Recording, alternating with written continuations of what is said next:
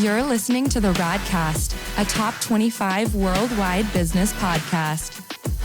If it's radical, we cover it. Here's your host, Ryan Alford.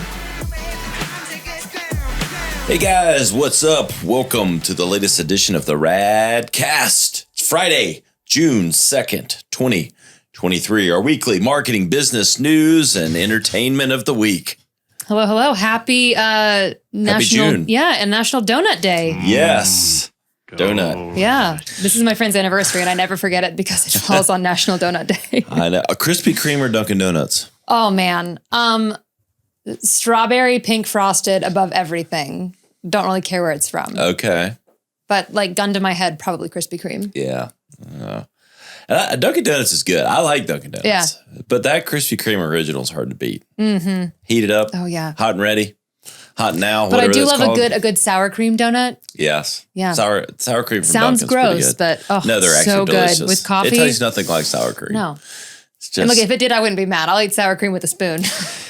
that settles it. I'm having donuts for lunch. Perfect. Done and done. Happy donuts to everyone out there. If you're listening on Friday, June 2nd, which today it is for us, but Indeed. Otherwise, have a donut anyway. Right. So only Celebrate have one. in spirit. See if you can have one though. Not possible. I think one's okay. I think I average like 3 every time, at least. Yeah. Well, I don't have them often.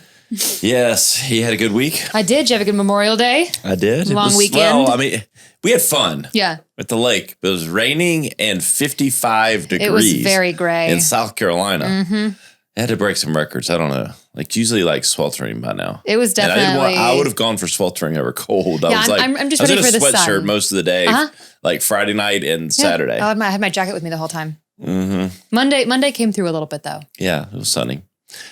I hope everyone had a good Memorial Day.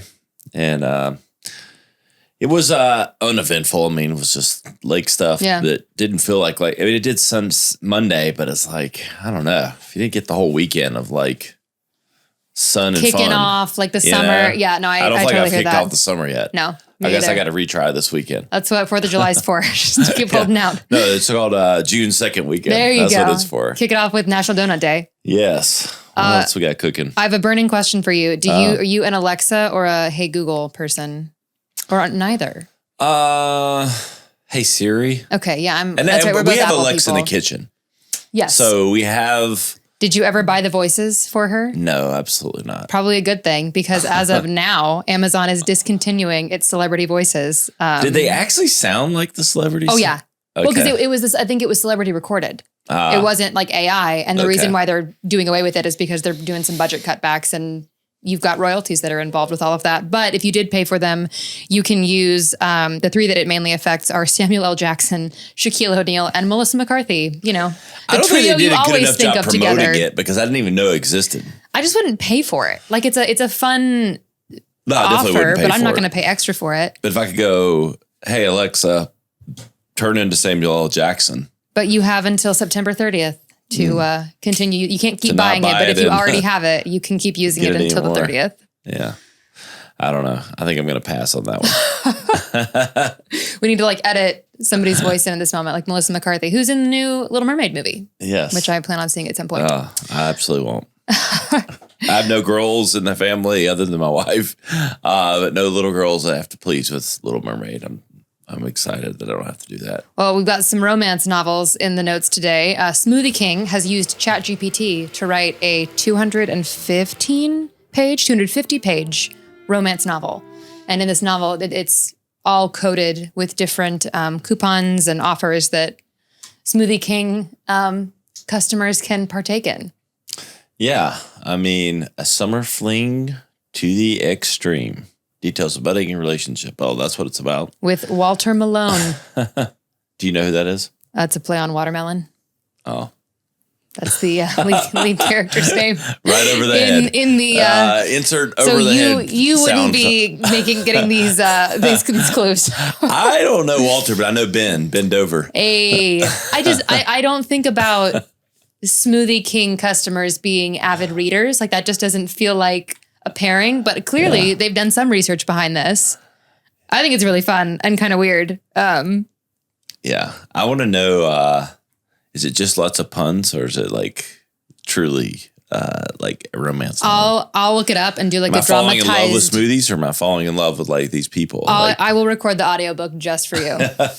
Just for you. I mean, it's a fun usage of the newest tech, you know, so like to get your buzzwords out there. Hey, we did a book with OpenAI. I don't think about using ChatGPT for content this long because I only use it for short form. I think the most I've used it for is drafting an email or a blog post. Right. But the thought of AI generated like 250 words of a romance novel. Yeah. I wonder if it reads like some of those stuff starting to read to me. I feel like I'm pretty sure it doesn't have much heart. I would imagine. Yes. I would imagine. Yes, but it does have Walter Malone. Walter Malone. The ever-aging heartthrob. I know. So are you a Smoothie King person? Do you like smoothies? I like smoothies. Yeah. Yeah. I don't like, patron the king often, but you make them at home. Patronize the king often, but I'm more of a home smoothie. Yeah, I am kind of too. I don't know, something about $8 for a smoothie. I like over my Southern if it's a milkshake, right? It's dessert for sure. Like it's probably like the endorphins.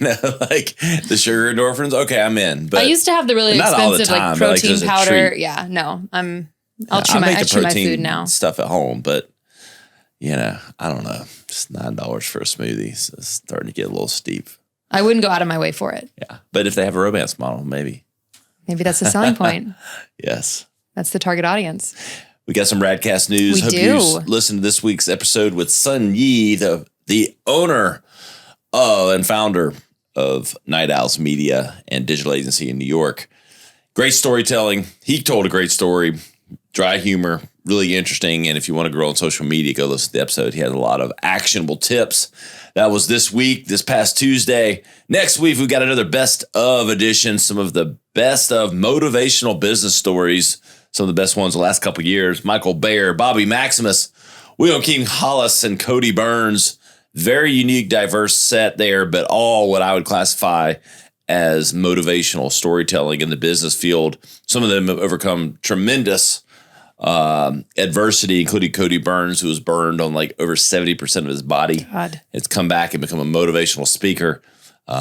Really powerful story. And Bobby Maximus will get you motivated in health and exercise. A lot of great tips there. But some of our best of motivational stories. So check that out. One of the best of the Radcast. When you have 350 episodes, you get to aggregate some of these things. That's true. So you get a shortcut to the best of. So you don't have to go listen to 45 minutes. You get it wrapped up, all the best parts in one. So if you're looking for some motivation in developing your business or overcoming adversity, check it out next Tuesday where you're listening to this now, or you can watch the videos on Instagram or YouTube. I have good news and bad news for you because I know that you love a good dad joke. Oh, yeah. But it's not just the season of dad jokes, even though Father's Day is coming up.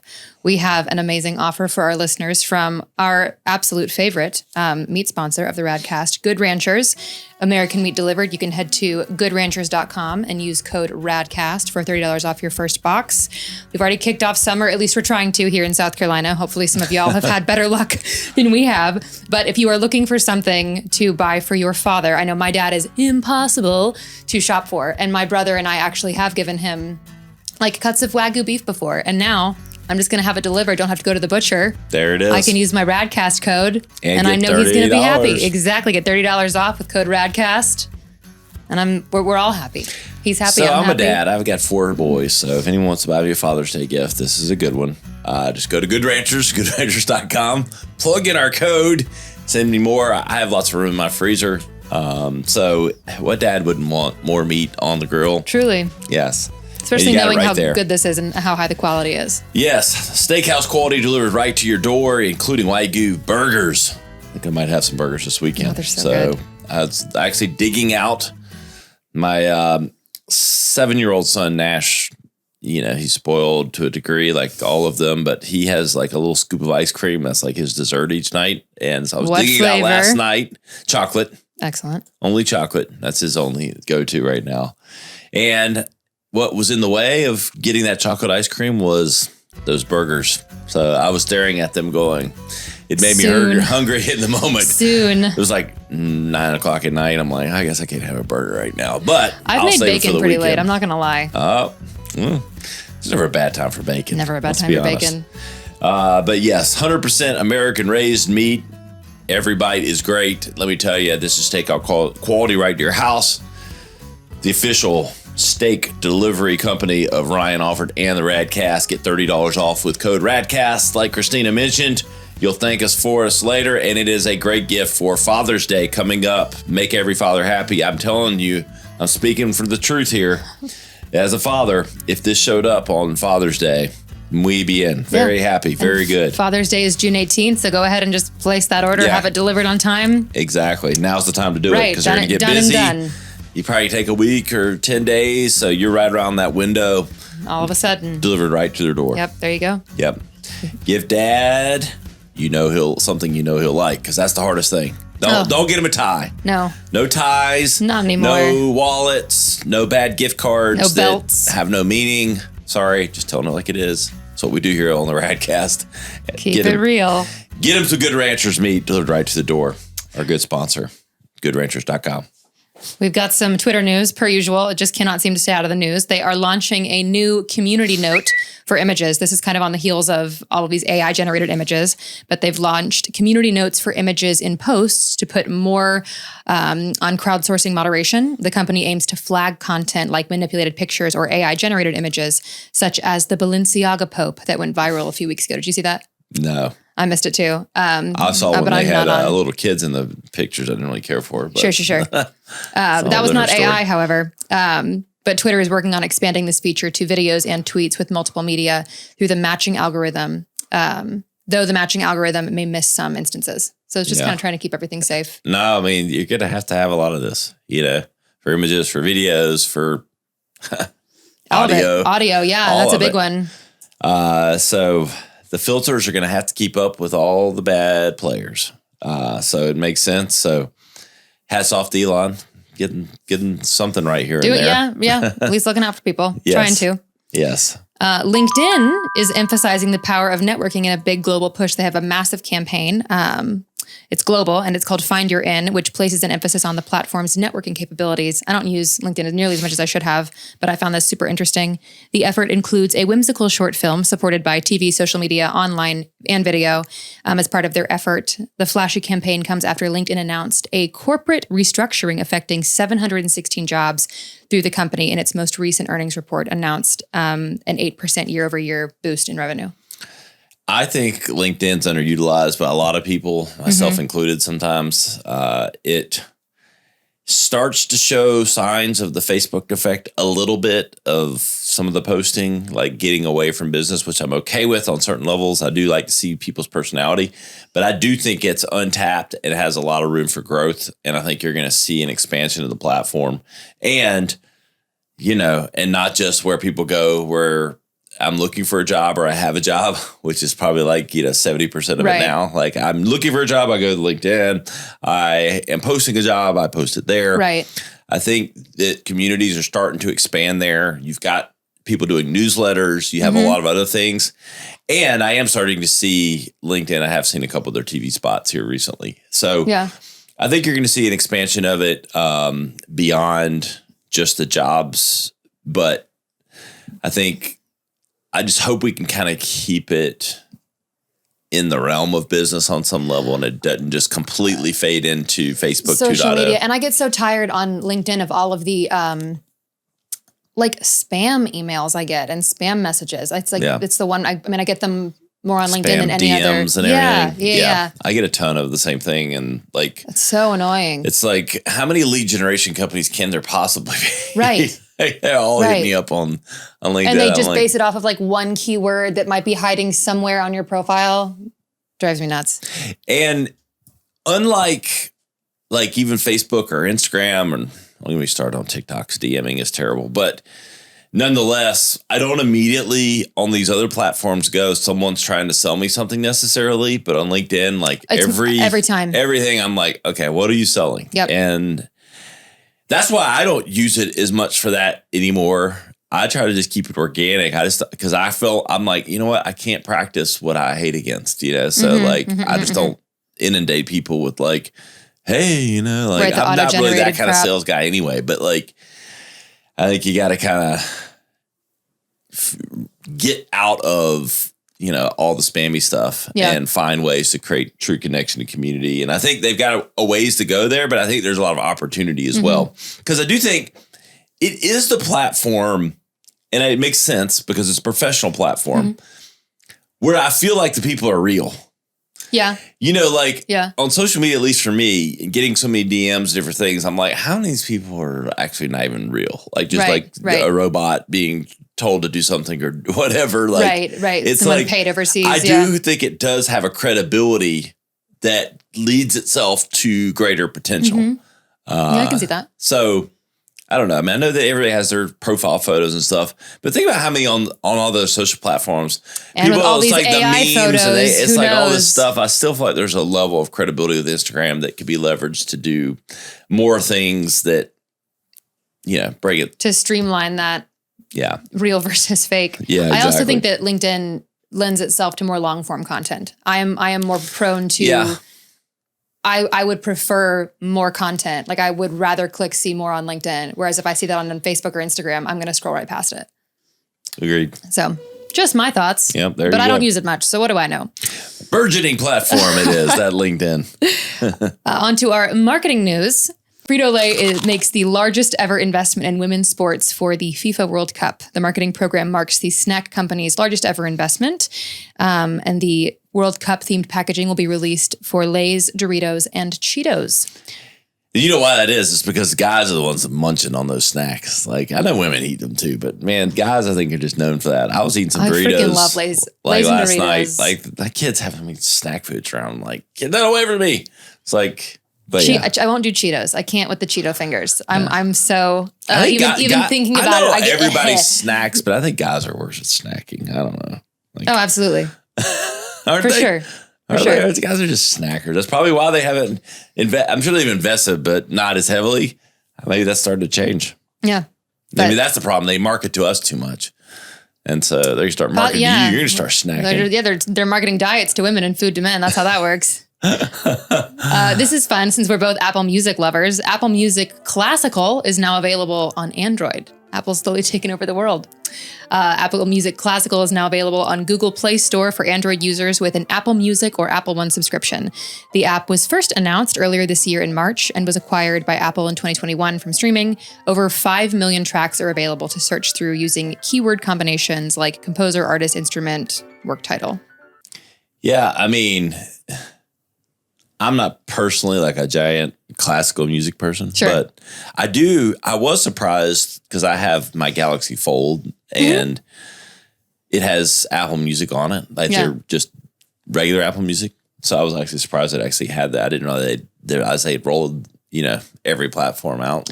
But are you, I know you're into the stage and all that stuff. Are you a classical music person? I know, like if I hear certain pieces, I can recognize it. And I like, I don't know if it's necessarily classical. Right. And I played some of it. That's Beethoven's Fifth.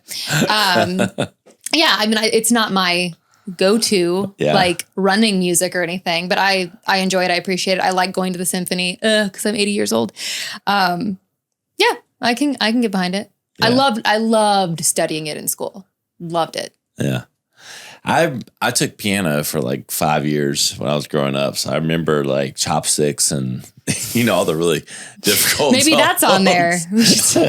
Heart and Soul. The duet of Heart and Soul. Oh, yes. Oh, I can still play some Heart and Soul. Who can't? Heck yeah. You don't think you have to be a piano player to actually play Heart and Soul. Yeah. I took piano for like 7 years and now I just Google chords. All you Android lovers, get on the, and Android users, all 10 of you. Kidding. It's way more than that. It's at least 12. Right. Get your Apple Music Classical downloaded. Yeah, there you go. You heard it from the Radcast. There you go. Radcast only. Kroger, which is a grocery store that we do not have here in the South Carolina, but they are bringing digital smart screens to over 500 locations. The grocer is expanding its partnership with Cooler Screens, which makes digital smart screens after a 3-year pilot. The in-store technology aims to not only improve the shopper experience, but also bolster Kroger's retail media offerings. Yeah, in other words, they want to sell you ads so that you're in line. So here's how this works. You're in line. You're looking at that smart screen, and it's like, you didn't know you forgot those Doritos, but they're on the screen. Oh, I need those. They're on sale. The new flavors on sale. Go grab them. $2 off. Instant coupons right there. That's a good little business idea. Do we have smart screens at grocery stores around us? Not many. No. There are a lot in New York. I just Googled them. Yes. I was like, I know I've seen these. But you're starting to see them more in like CVS and Walgreens, little kiosks and stuff. Yeah, that makes more sense. You're starting to see it more in the grocery store. I don't think of Kroger as a cutting edge grocery store. No. I mean, there's a Kroger in Myrtle Beach. Okay. There is one in South Carolina. I thought they started in Georgia. Yeah, but I don't know where they started. I just know that's the last time I went to a Kroger was in Myrtle Beach. Fascinating. And you know what happens in Myrtle Beach? A whole lot of nonsense. Yeah, what happens in Myrtle Beach stays in Myrtle Beach. The original Vegas of South Carolina. The Grand Strand. Gotta love it. But the digital stuff, it makes sense, especially for real-time deliveries of offers and stuff. Same thing with like menu boards and all that stuff. They can update digitally, which makes sense. Ultimately, they're just trying to sell you more stuff. Yeah. And they're going to sell ads on those things to the food groups that are already in the store. Yeah. And or, I don't know, trash bags. Do you have any apps for your grocery stores? I have the Harris Teeter app, and I never use it. But apparently they run specials, and like my boyfriend gets coupons through it all the time. And I use the McDonald's app the most because I take the boys there our Friday, Hot Cake Friday. And it is quite good about pre-ordering ahead. But no grocery store apps. And I go to the grocery store a lot. So either it's not worthy of doing anything or they don't market to me enough to download it. I just don't feel like I can bring myself to have my groceries picked up for me. Like, I'm able-bodied. I can take care of that. The promise of like some of the geo ads that there were going to be like, real-time stuff when you're near stuff. Like it kind of came out and it was a little more annoying than helpful. I agree with that. I think, but I mean, who doesn't like a good coupon? Right. Like you talk about a good story would be if they could somehow match up. I mean, they're using all your privacy anyway. You're in the grocery store line and they know you've already gotten something potentially. They know you're in the store because it's like geo and like your app on the phone. Yeah. And then some kind of targeting on that screen that matches it to an offer and to encourage. There's an interplay of those technologies that I think has always been the promise, but I don't know that it's come along. Right. Not been executed well. If I'm going to buy something and I instantly get a coupon, like a little surprise and delight's great. Like, if you have my data, I'll always save money. And that we buy, I don't know, snacks Doritos. Doritos and the Lay's, we buy the multi-pack, chip things. Surely that's embedded in our data. Like right. The same things that we buy every time, like the little yogurt, stuff that goes in the lunch boxes for the kids. Applesauce. Matching these discounts with the products that probably should already be on like our grocery list. Yeah. And that's where it's like, okay, Curtis, even my wife, I mean, she obviously does more like of the ordering and like, sometimes she's, sending me lists to pick up, but like does more of it than me. Sure. You would think that it would encourage, but she doesn't use the app. And she uses a lot of apps. Yeah. Like, so she has the Dunkin' Donuts apps for her coffee and the kid stuff like that. She's getting her coffee every morning. So she has the apps for stuff that's helpful. Yeah. But as much as she grocery shops to not be using the apps seems like either they're not far along or they don't market it or I don't know. If Trader Joe's had an app, I would be all over that. They probably do. I don't think they do. If they do and I don't know. Yeah, who knows? That's future. Well, it'll be a follow-up for next week. There you go. Stay tuned. I'll do some research. We will love any feedback. Are we missing out on grocery apps and we don't know? Yes. How can we improve our grocery experience? The Crumble app is probably my most used. Oh, God. So good. Man, are we hungry? I know, right? I got to stop. If nothing else on this Radcast, if you learn nothing, you've been made hungry potentially. Yes. Between the Good Ranchers meat and the donuts. And groceries. Crumble cookies. Man. Go listen to that episode if you haven't. That'll make you hungry. Sorry, Hemsley. Anyway, we really appreciate everyone. It's summertime, folks. Kids are out. School's out for the summer. lots of suns and buns. You know where to find us, theradcast.com. Search for all of today's content. Search for donuts and screens. You'll find screens. Get behind it. Yes. Find all the latest content. I'm Ryan Alfred on all the social media platforms. For Sawyer, for Christina, we'll see you next time on the Radcast. To listen or watch full episodes, visit us on the web at theradcast.com or follow us on social media at our Instagram account, the.rad.cast, or at Ryan Alford. Stay radical.